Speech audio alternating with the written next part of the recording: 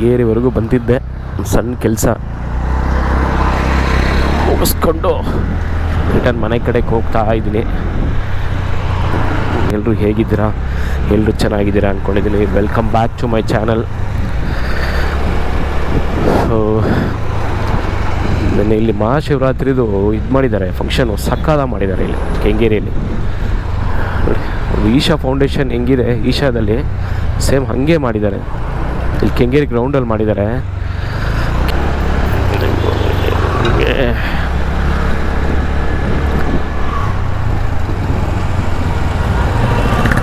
ಓಹೋ, ನೆಲಮಂಗಲ, ಸುಂಡೆಕೊಪ್ಪ, ತಾವರೆಕೆರೆ, ಇಲ್ಲಿಂದನೇ road link ಆಗುತ್ತಾ ಇದು?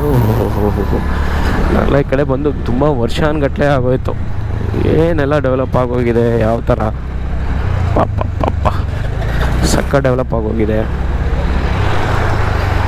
Kengeri railway station, yes, Kengeri railway station.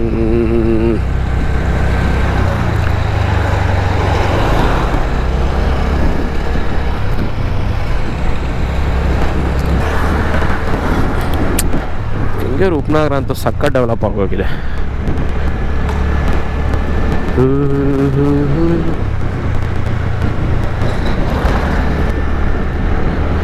ಗಾಡಿ ಸರ್ವಿಸ್ ಮಾಡಿದೆ, ಬಟ್ ಸಕ್ಕದ ಮಾಡಿದ್ದಾರೆ ಗಾಡಿನ. ನಮ್ಮ ಜಾಕಿನ ಚೆನ್ನಾಗಿ ಮಾಡಿಕೊಟ್ಟಿದ್ದಾರೆ, ಸೂಪರಾಗಿ ಮಾಡಿಕೊಟ್ಟಿದ್ದಾರೆ. 5,000 ಬಿಲ್ ಮಾಡಿದ್ರು, ಬಟ್ ಗಾಡಿ ಅಂತೂ ಸಾಲಿಡಾಗಿ ಮಾಡಿದ್ದಾರೆ, ಸ್ಮೂತಾಗಿ ಮಾಡಿಬಿಟ್ರು ಗಾಡಿನ. ನಾನು ಹೊಸ ಗಾಡಿ ಹೆಂಗೆ ಶೋರೂಮಿಂದ ತೊಗೊಂಡು ಆ ಥರ ಮಾಡಿಕೊಟ್ಬಿಟ್ಟಿದ್ದಾರೆ. ಸಕ್ಕದಾಗಿದೆ ಗಾಡಿ, ಚೆನ್ನಾಗಿ ಮಾಡಿದ್ದಾರೆ, ಖುಷಿ ಆಯಿತು. 5,000 ಕೊಟ್ಟಿದ್ದು ಏನು ಮೋಸ ಏನಿಲ್ಲ, ಹೊರತು. ಯಾಕೋ ಬಿಸಿಲು ಜಾಸ್ತಿ ಆಗೋಯ್ತು, ಸಮ್ಮರ್ ಸ್ಟಾರ್ಟ್ ಆಗೋಯ್ತು. ಬಿಸಿಲು ಗೊತ್ತಾಗ್ತಾ ಇದೆ, ಸೆಕೆ ಹಂಗೆ. ಏನು ಅರ್ಜೆಂಟ್ ಇಲ್ಲ, ಆರಾಮಾಗಿ ಹೋಗೋಣ ಅಂತೇಳಿ ನಿಧಾನಕ್ಕೆ ಓಡಿಸ್ಕೊಂಡು ಹೋಗ್ತಾ ಇದ್ದೀನಿ. ನಮ್ಮ ಬರ್ತಾ ಒಂದು ಆಕ್ಸಿಡೆಂಟ್ ಆಗಿತ್ತು. ಬಸ್ ಅವರು ನನಗೆ ಬೇಜಾರಾಗೋಯ್ತು, ನೋಡೋಕ್ಕಾಗಲಿಲ್ಲ. BMTC ಅವರು ಯಾಕೆ ಹಿಂಗೆ ಗಾಡಿ ಓಡಿಸ್ತಾರೆ ಅನ್ನೋದೇ ಗೊತ್ತಾಗ್ತಿಲ್ಲ. ಏನಪ್ಪ, ಹೌದು, ತುಂಬ ವಸ್ತು BMTC ಅವ್ರು, ನಿಜವಾಗ್ಲೂ ತುಂಬ ವಸ್ತಾಗಿ ಗಾಡಿ ಓಡಿಸ್ತಾರೆ. ಏರೋಣ.